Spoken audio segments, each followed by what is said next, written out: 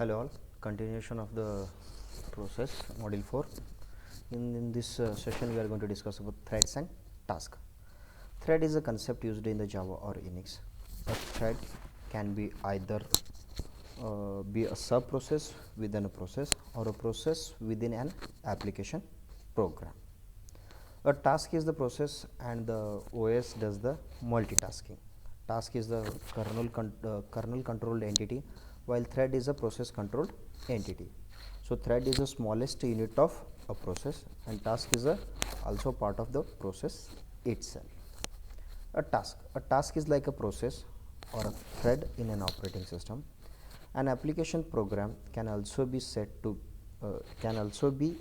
be a program consist of task. A task has a various states that are controlled by the operating system. A task term used for the process in the RTOS, that is real time operating system, for the embedded system. For example, VxWorks and the COS double thing are the real time operating system which uses the term called task. The task runs when it is scheduled by the operating system, and we know that kernel is the core of operating system itself. A task requests or receives or sends the message through operating system functions, runs by executing the instruction, and the continuous changes of its state takes place as the program counter changes. Exemplary tasks at the ACVM, that is nothing but the task user keypad unit.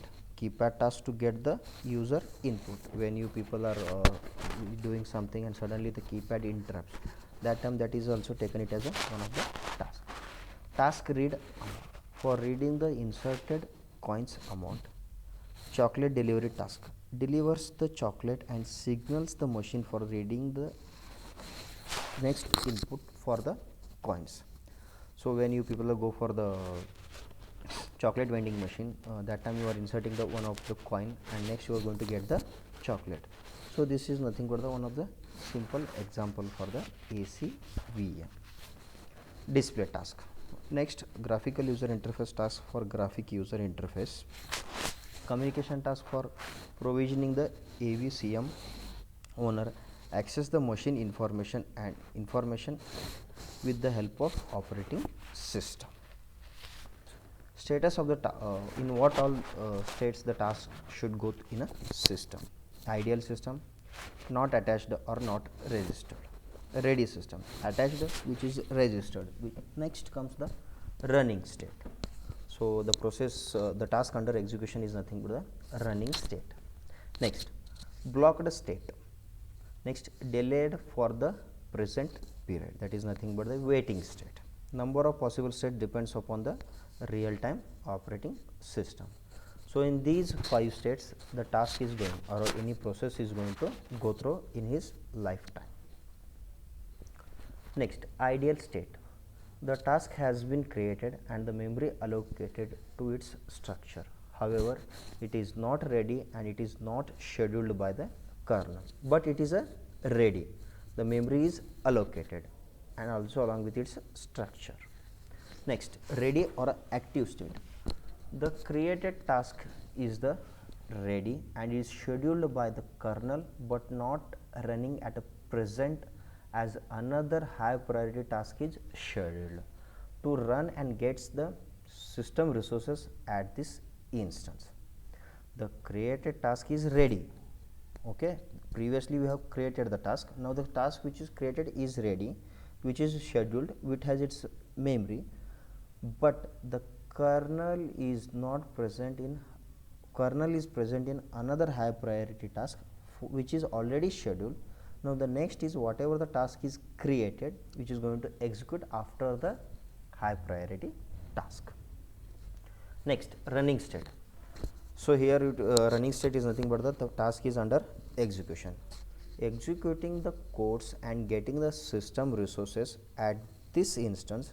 It will run till it needs the sum of the input, that is nothing but the interprocess communication IPC, which is going to wait for an event or till it gets preempted by another high priority task than this one. So in short, running state is nothing but the program or the task under execution. So when it is going to finish, either completion of this particular process or interrupted by the another high priority task. Next comes the blocked or a waiting state. So we know that when another high priority case is going to execute, that time the previous one which is currently under execution have to either go for the waiting state or a blocked state. The same thing, execution of a task codes suspends after saving the needed parameters into its context. It needs some of the inter-process communication, or it needs to wait for an event or wait for a high priority task to block to enable a running after blocking. A task is pending while it waits for an input from the keyboard or a file.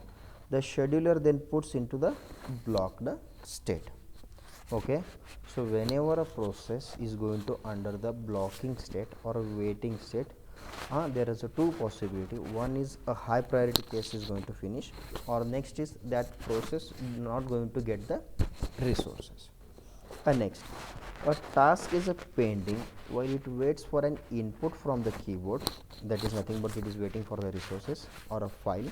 The scheduler then puts it into the blocked state. So this is all about the blocking state. Next comes the finished state or a deleted state. The created task has a memory, deallocated, and also it's a structure. So once ready, running, block, finished state. Once the you people are going to come for the finished state, that time whatever the memory is allocated for that process has to be released. Whatever the structure has to be allocated, that it should be deallocated. Next, it frees the memory and task has to be recreated. The new task has to be recreated. Once again, we will go through these states: ideal state, ready state, running state, blocked state, delay or a present period. This is all about the task and task states. Okay.